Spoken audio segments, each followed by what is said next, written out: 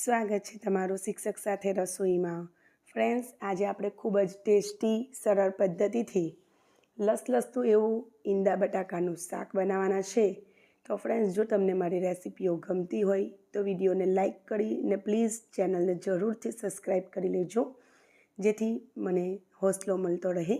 તો ચાલો ખૂબ જ સરસ અને ટેસ્ટી ઈંડા બટાકાનું શાક બનાવવાનું શરૂ કરીએ।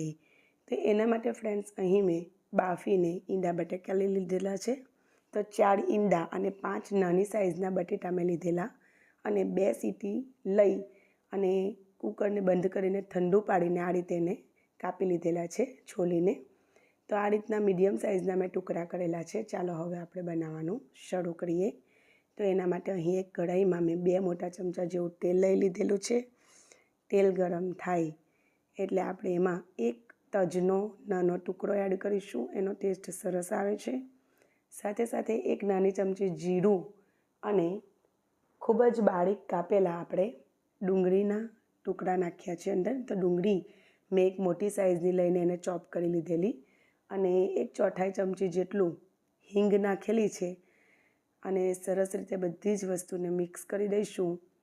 અને 1 ચમચી જેટલું આદું લસણની પેસ્ટ પ્યાજ હલકા ગોલ્ડન થાય પછી એડ કરવાની અને સરસ રીતે આ રીતે મિક્સ કરીને પ્યાજ આ રીતના ગોલ્ડન થાય એટલે એમાં એક ટામેટું મેં બારીક કાપીને એડ કરી લીધેલું છે અને સ્વાદ પ્રમાણે મીઠું નાખીશું। તો ટામેટાં ઝડપથી સોફ્ટ થઈ જશે મીઠું નાખ્યું છે તેથી, અને ઢાંકીને 2-3 મિનિટ જેવું થવા દઈશું, જેથી ટામેટાં સરસ સોફ્ટ થઈ જાય। તો 2-3 મિનિટ જેવું થઈ ગયું છે અને ટામેટાં પણ સરસ સોફ્ટ થઈ ગયા છે। તો એને સરસ રીતે મિક્સ કરીને આ રીતે દબાવતા જઈને સરસ મેશ કરી લેવાના અને પછી એમાં આપણે પાવડર મસાલા એડ કરીશું, જેમાં અડધી ચમચી જેવો હલ્દી પાવડર, 2 ચમચી ભરીને ધાણા જીરું પાવડર અને 1 ચમચીથી થોડું ઓછું તીખું લાલ મરચું અને 1 ચમચીથી થોડું ઓછું કશ્મીરી લાલ મરચું, તો એ બિલકુલ તીખું નથી હોતું, અને 1 ચમચી જેવું પાણી નાખ્યું છે જેથી મસાલા બળે નહીં। બધી વસ્તુને બહુ સરસ રીતે મિક્સ કરી દેવાની અને પછી એમાં આપણે જે ટુકડા કરીને ઈંડા બટેટા કાપેલા છે એ અહીંયા એડ કરવાના અને સરસ રીતે મિક્સ કરી દેવાનું અને પછી એને ઢાંકીને 2-3 મિનિટ સુધી સ્લો ફ્લેમ પર થવા દેવાનું, જેથી બધા મસાલાનું ફ્લેવર ઈંડા બટેટામાં આવી જાય।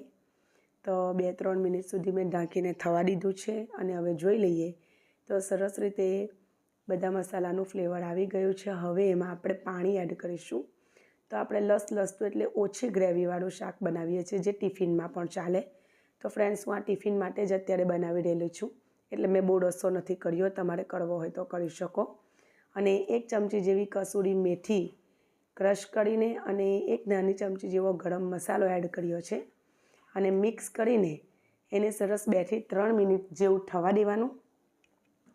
આ રીતે ઉકળી જાય સરસ અને ગ્રેવી થોડી ઠીક થઈ જાય એટલે આપણે ગેસની ફ્લેમને બંધ કરીને એને ધાણાથી ગાર્નિશ કરી લઈશું અને એને સર્વિંગ પ્લેટમાં લઈ લઈશું।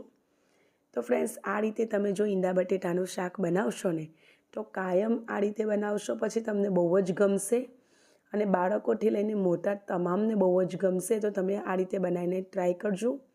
તમને આ રેસીપી કેવી લાગી એ મને કમેન્ટ સેક્શનમાં કહેજો અને હજુ સુધી આપણી ચેનલને સબસ્ક્રાઈબ ના કરી હોય તો સબસ્ક્રાઈબ કરી લેજો। ફરી મળીશું એક નવી રેસીપી સાથે, ત્યાં સુધી આવજો।